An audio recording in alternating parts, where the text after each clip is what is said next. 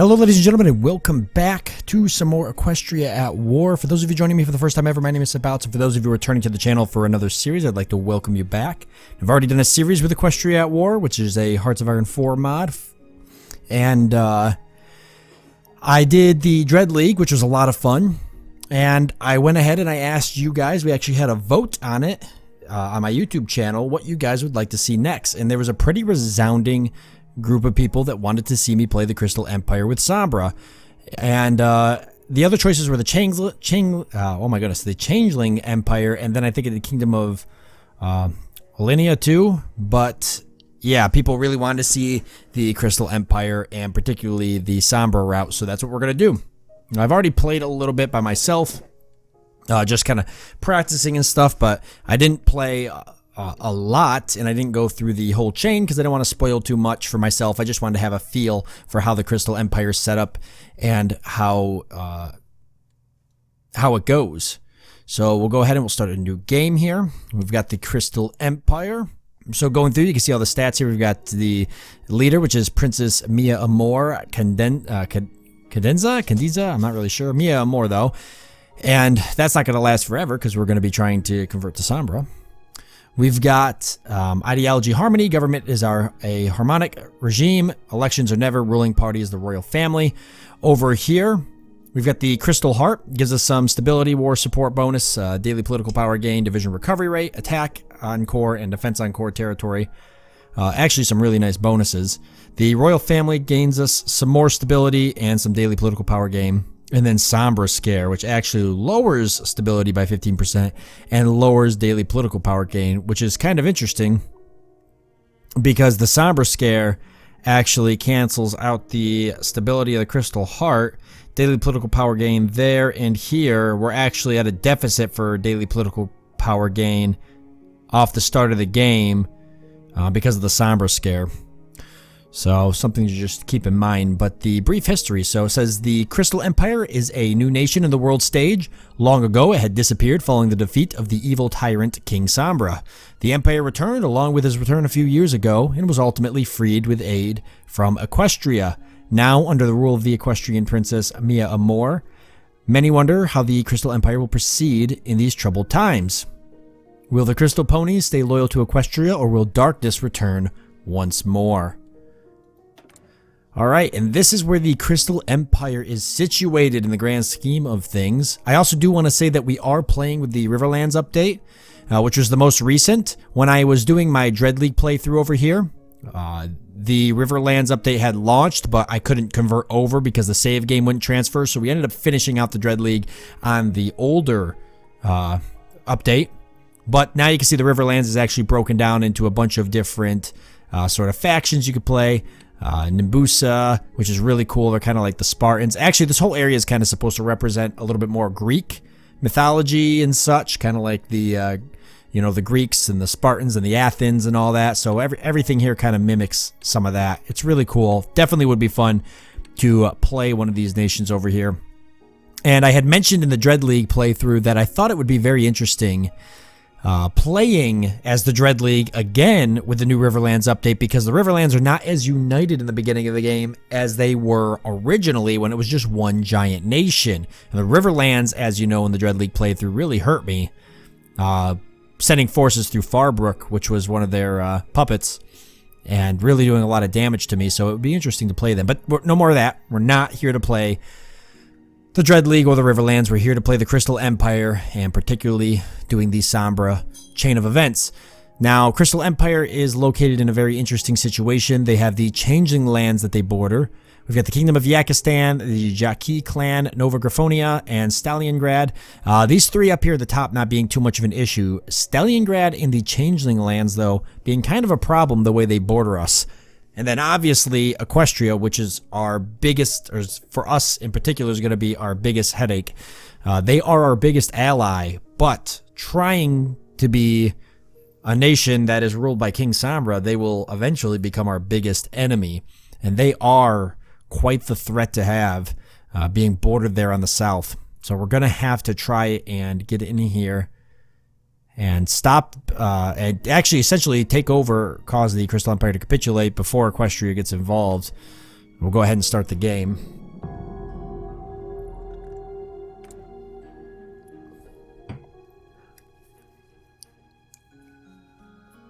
This will be definitely challenging, but we'll see.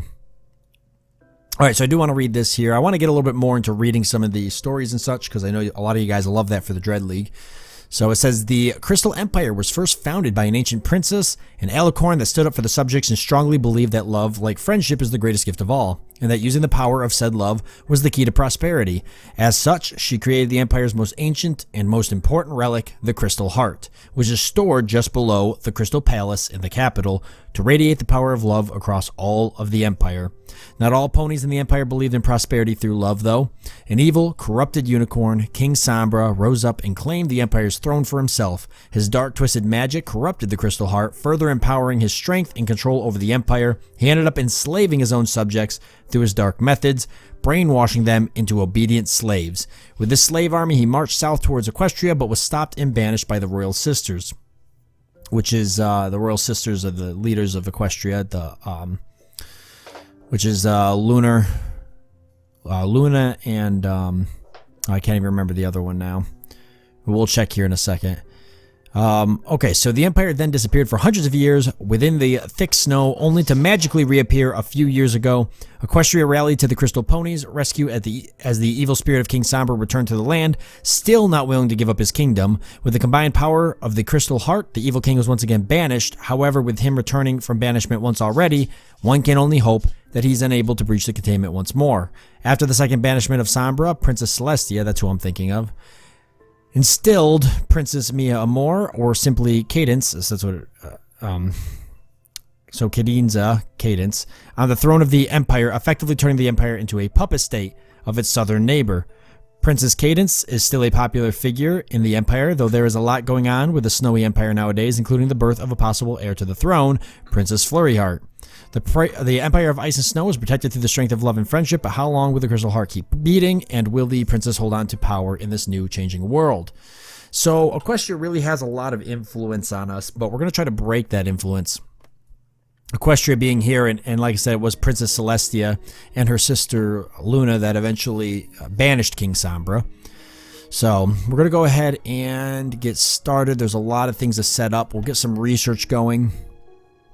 Unlike the Dread League, we actually start with some decent weapons, so that's always good. We're not trying to like advance out of the medieval age, but we've still got a lot of stuff that we've got to get. Now, I do think I want to get, let's see, we want to jump into some of these stuffs nice and early. We do have some pony technologies here we might want to pick up. I do like the monthly population supply consumption, so let's just go ahead and pick that up for 148 days.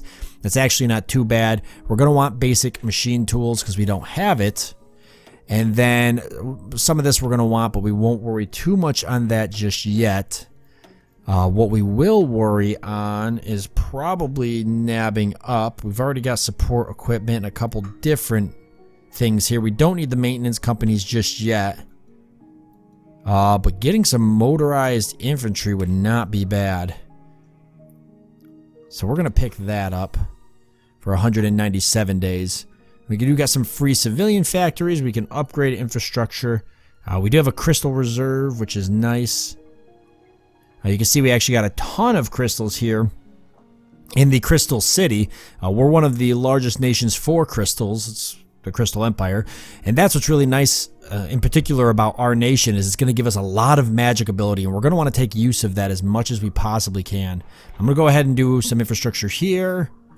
Let's go here and here for now. That'll be fine. We've got some free military factories. We'll go ahead and throw some more on bolt action rifle. We're going to get equipment up, support equipment as well. Just 2 is fine. We've got one more factory, and I believe we have artillery. We've got some towed anti-tank and towed artillery. We won't need the towed anti-tank, but let's just go ahead and get some artillery getting built here, because we'll probably change our division templates soon and throw artillery in there. I don't think we have any just yet. Now, as for in here, there's a couple different things we can work on. We'll just go ahead and do one of these. Doesn't really matter because eventually we're going to be King Sombra, hopefully, as long as we pull it off. The Crystal Fair. Let's just go for... One of these do rush the King Sombra event, but I don't want to rush it. I kind of want to go through the story so you guys can see how it all unfolds. It's really cool that way.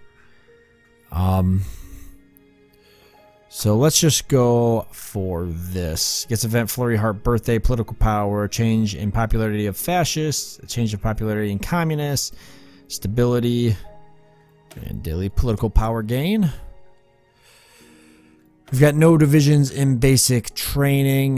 We can go and train maybe just some of these basic love divisions. We do got Royal Guard, which is nice. They've got recon companies, military police. These guys just have some engineering companies, and that's it. I said I'd give them some artillery, but we won't do it just yet.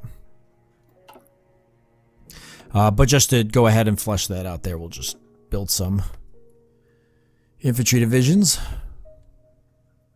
And we've got unassigned divisions. Let's see. Alright, unassigned divisions. Let's go ahead. It doesn't really matter what we do so much for this, because this will all get changed once the King Sombra thing happens. We'll go ahead and just put them there, and we'll feed them there. And we'll put you guys in something else. We'll give you a Flash Sentry. Just give you a front line with the changelings for now. Alright, we'll go ahead and unpause. Nice. So a big part of the King Sombra playthrough is going to be making sure that we go through the event properly, so that it works out well for us. Just going to turn the music down just a little bit. A little bit more than that. I did turn the music up, though, so we could all enjoy it. I had it a little bit quieter in my last playthrough because I wasn't sure about copyright issues, but now I realize that that's not a problem. And everybody's moving along.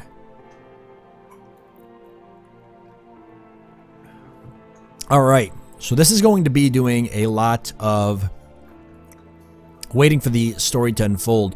We've got Princess Mia Amor Cadence here.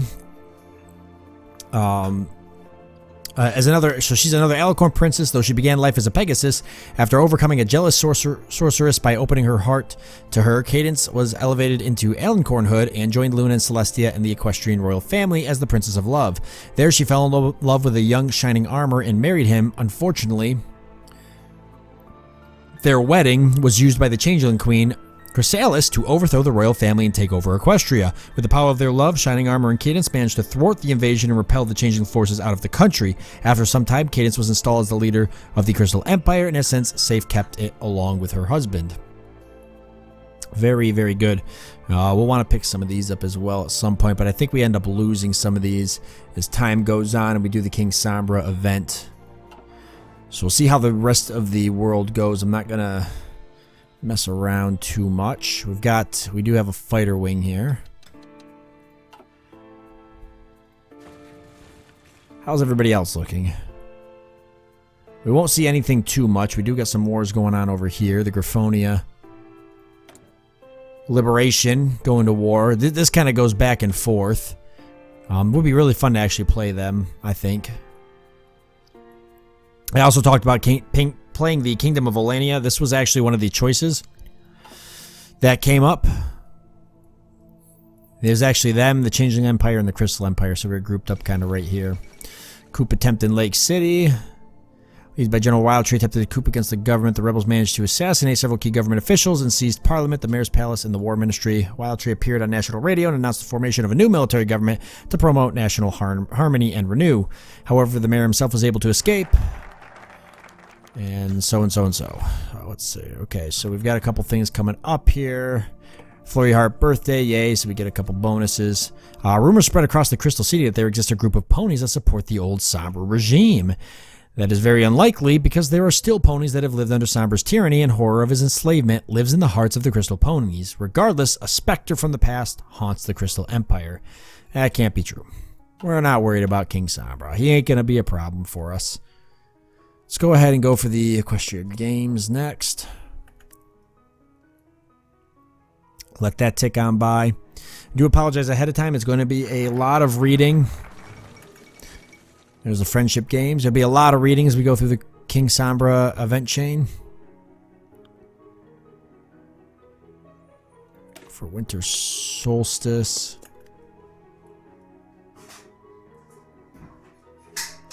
But the reading's really worth it because it's very cool. It's a whole story that's put together. And like I said, I've only played through a little bit of it just so I could get a feel for how it all plays out. But I didn't want to play through the whole thing because, one, I kind of want to be a surprise, and two, I don't want to spoil certain things for myself because the decisions you make actually impact how your war is going to turn out. So, an interesting meeting. On one ordinary March day in the Crystal City, you are walking through the streets. You stop near a souvenir shop and glance at the poster behind the front display window. A pony in over-exaggerated, heavy chains languishes in the foreground, while a dark silhouette of King Sombra looms in the background. May tyranny never return to the Crystal Lands, reads the writing. Who would ever pin that in their room? You wonder aloud. Suddenly, a young, pretty pony with the light pink-colored fur and a dark blue mane stops nearby as you continue gazing over the poster. You turn and find her also staring through the window. I hope he will return one day, she says quietly. What? You ask? Have you never wondered what the Crystal Empire would be like if King Sombra returned? She replies. You look at her stunned. Come join us to find out, she says, and puts a note into your hoof. I absolutely love this. I really, really do. It's like reading a book. It's just even better because it's ponies and war. It's like World War II and ponies combined. Okay. So we get 3 choices here. I need to take part in this. Are you crazy? I will support without participating personally. Now, I do know what these 3 decisions do in this particular instance, and if you're watching this for the first time and you're thinking, hey, Sabouts, I would love to load up Equestria at War and play along. Let me quickly explain these 3 decisions so that way you don't make a mistake that I may have or may not have made in a old save game when I was doing my practice run. If you do, I need to take part in this. You take the invitation and you go to the club. If you do, you're crazy. You throw the invitation away. Sombra still returns, but you don't really take part in him arriving. It just happens later on. I will support without participating personally. Means that I think it means that it's still going to happen and you're going to still be playing on the side as King Sombra, but you're not going to get to read the story. You're just going to be waiting till eventually the event chain fires. So if you want to read the story, you want to take part in this and take the invitation to the club. So let's go ahead. I need to take part in this. Interesting development. You are given an invitation to a club called Stories of the Frost. As it says on the card, the description on the other side reads, join the Historical Literature Club of the Amethyst University. Tea, cookies, and long talks about world history are guaranteed. Top floor, door 37. Sounds like fun, you think? The mayor, however, walks away before you can ask something else. On the other side of the invitation card, you see a detailed map leading to the club. I will have to check that out. Not worth it, so you can end this at any time, but if you want to do the King Sombra event, you want to keep continuing. And if you click anything other than the decision that's going to progress forward, you're going to end it. And that really sucks. So don't think that there's like any hidden meaning there in those particular decisions.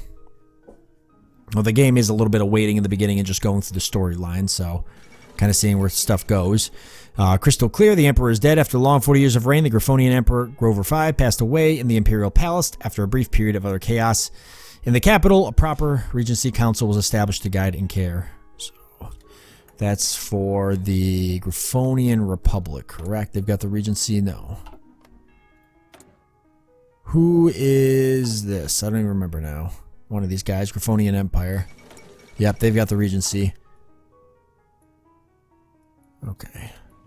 A lot of that stuff doesn't really concern us, so it's not a huge deal whether we read it all or not. Just like to pop in on some of them every now and again to see what's going on in the world, and it gives me a couple ideas what nations I'd like to play in the future because they've got all sorts of unique stuff worth checking out. But we're just waiting for the story to pop up here. Got the winter solstice. So we get some political power. All right, let's go ahead and jump over to some of these. We'll just work on the crystal strength. We do have some stuff we can do here, but We're not going to do that. Oh, here's the Tea Party one, actually. We're not waiting. That's right. We're supposed to click on these. I forgot. So it's a good thing I came in here.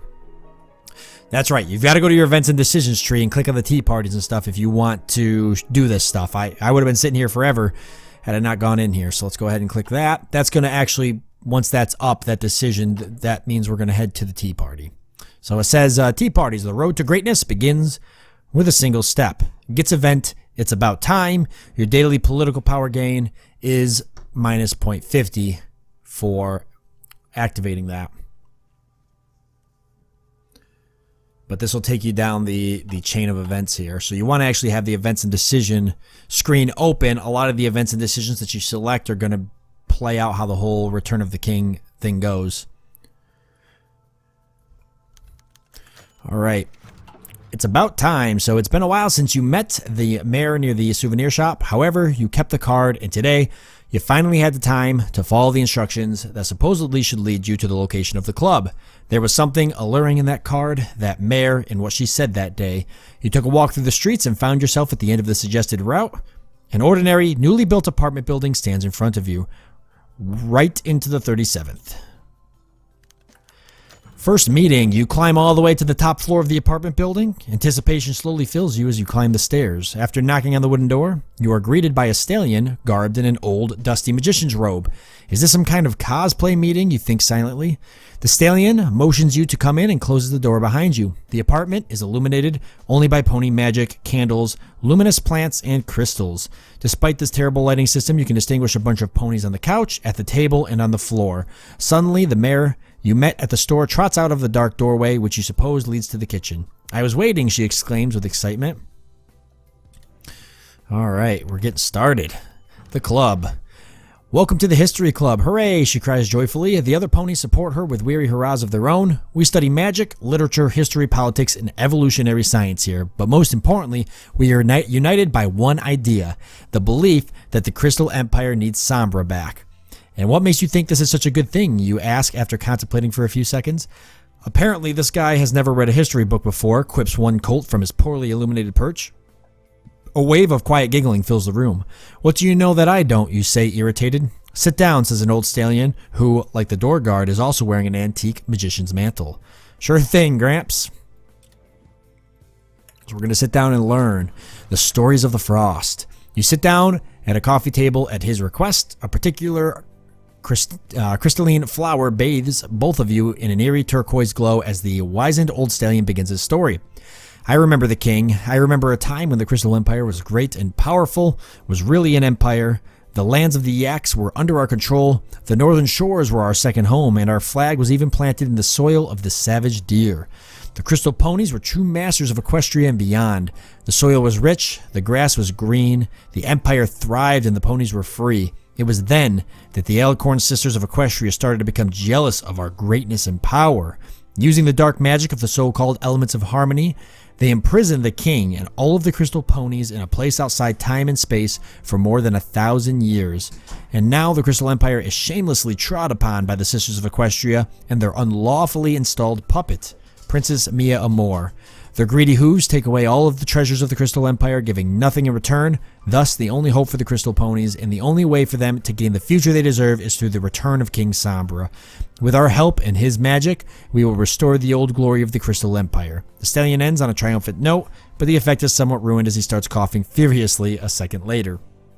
So this is really interesting, and I really like this take on it, because instead of it just being like, oh, we're going to be evil and bring King Sombra back, or being like some sort of cult that just wants King Sombra back, there's actually sort of this belief among this group that the Empire was better off when King Sombra was there. And it sort of, as a player, affects you, because if you want to play as King Sombra simply because you think you're going to be playing as somebody who's evil, well, this kind of starts to make you second guess. You're like, well, you know, maybe King Sombra wasn't that bad. You know, it paints the Equestria, the Alicorn sisters of Equestria, as being essentially evil, that they were jealous of the Crystal Empire. The Crystal Empire at one point was extremely powerful, and that they used their magic to ban the Crystal Empire from time. The fact that it calls the elements of harmony dark magic. It actually says using the dark magic of the so-called elements of harmony. So really interesting, just a completely polarized difference between what you kind of or picture everything else being, with the elements of harmony being sort of the, you know, the magic of friendship and stuff like that. And it actually kind of sucks you in, makes you believe that, you know, you are playing for the right side, if that's how you want to look at it.